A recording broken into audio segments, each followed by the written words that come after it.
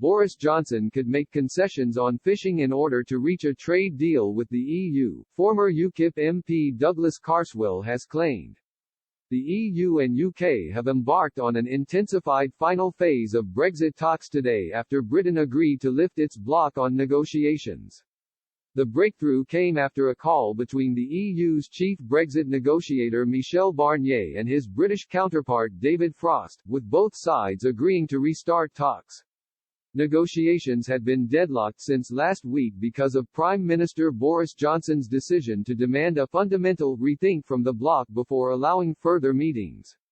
Mr. Barnier and Lord Frost agreed on a 10-point plan for this next and final phase of the negotiations, including working through weekends and establishing a small joint secretariat to hold a master consolidated text. However, a Downing Street spokesperson said it is clear that significant gaps remain between our positions in the most difficult areas, such as fisheries and the level playing field.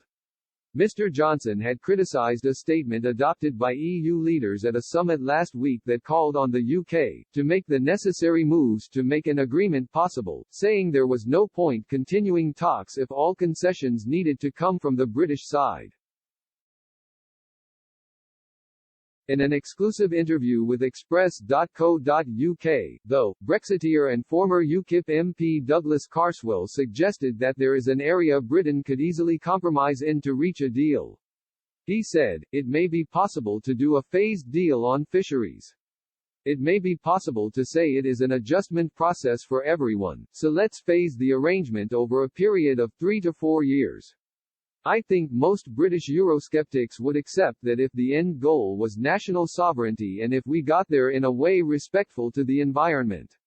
It could be done in a phased way, yes. That's a perfect acceptable position to find common ground with France. Before the negotiations on a future trade deal between the UK and Brussels even started, the French government made it clear to Mr. Barnier that he had to push for stronger commitments on regulatory alignments and access to UK fishing waters in return for maintaining free trade. Ever since the 2016 EU referendum, French President Emmanuel Macron has been championing the bloc's fisheries demands. In 2018, he suggested that if the UK was unwilling to compromise in negotiations on fishing, then talks on a wider trade deal would have been slow. In February, the Frenchman claimed he was willing to put up a fight over the issue. He appears to have kept his word.